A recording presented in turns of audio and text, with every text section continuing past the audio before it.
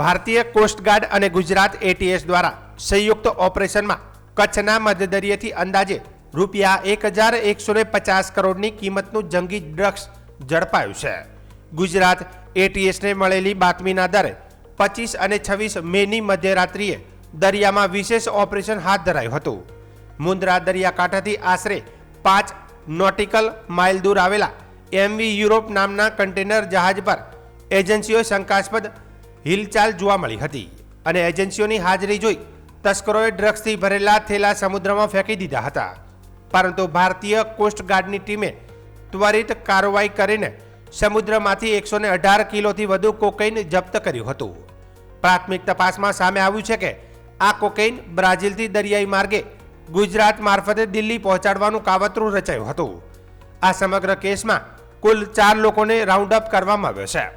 જહાજ પરથી ઝડપાયેલા 2 આરોપીઓ તાંજાનિયાના હોવાનું સામે આવ્યું છે, જ્યારે દિલ્હીમાંથી ઝડપાયેલા અન્ય 2 આરોપીઓમાં એક નાઇજીરિયાનો અને એક યુગાન્ડાનો રહેવાસી છે। ગુજરાત એટીએસ હાલ સમગ્ર નેટવર્ક અને આંતરરાષ્ટ્રીય કડીને ધ્યાનમાં રાખીને વધુ તપાસ ચલાવી રહ્યું છે।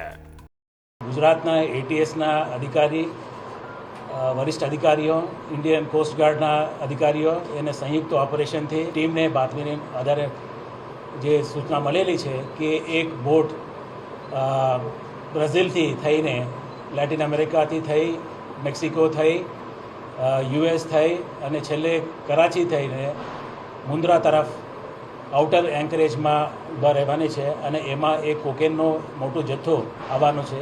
એ માહિતીના આધારે એટીએસના જે સુપરિન્ટેન્ડન્ટ ઓફ પોલીસ એ સિદ્ધાર્થ અને એમને તાબા હેઠળના જે ઇન્સ્પેક્ટર અધિકારીઓ અને કર્મચારીઓ તુરંત 25મીના રાતે એ લોકોએ ત્યાંથી રવાના થઈ અને મુન્દ્રા ખાતે એ લોકોએ પોઝિશન લીધેલા છે અને વહેલી સવારે 26 તારીખે એ યુરોપ કરીને નામનો બોટનું ઇન્ટરસેપ્ટ ત્યાં આઉટર એન્કરેજ ઉપર ઊભા હતા। એમને આઈડેન્ટિફાઈ કરી અને એમાં જઈ એને તપાસ કરવામાં આવેલું છે।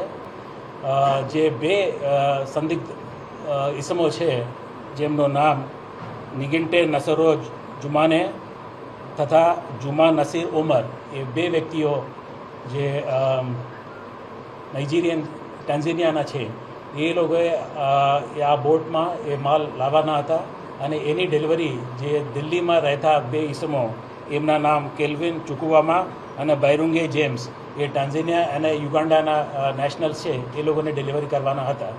એ હકીકત એટીએસ અને કોસ્ટગાર્ડને મળેલી હતી અને એ અનુસંધાને એ લોકોએ બોટ યુરોપ નામની બોટને સર્ચ કરી અને એમાં જે છુપાવવામાં આવેલો જે ડ્રગ્સનો જે થેલીઓ છે, જે 6 જેટલા થેલી, એમને શોધખોળ કરવામાં આવેલું છે। એમાં સફળતાપૂર્વક એ લોકોએ 5 થેલીઓને પકડવામાં આવેલું છે, જે પાણીમાં નાખેલા હતા। એને ત્યાં સર્ચ કરી એ લોકોએ બહાર કાઢેલી અને એક થેલો મળી આવેલ નથી અને જે થેલીઓમાં જે વસ્તુઓ મળી છે એમની પૃથ્થકરણ કરવામાં આવેલી છે। એમાં પ્રાથમિક દૃષ્ટિએ કોકેન હોવાનું જાણકારી મળેલું છે અને એ અનુસંધાને લગભગ 115 જેટલા પેકેટો રિકવર કરવામાં આવેલી છે। એની કુલ વજન 118 કિલો જેટલા છે અને એની કિંમત દરેક સ્ટ્રીટ વેલ્યુ જે કોકેનનું છે 1 કિલોનો 10 કરોડ રૂપિયા જેટલું છે।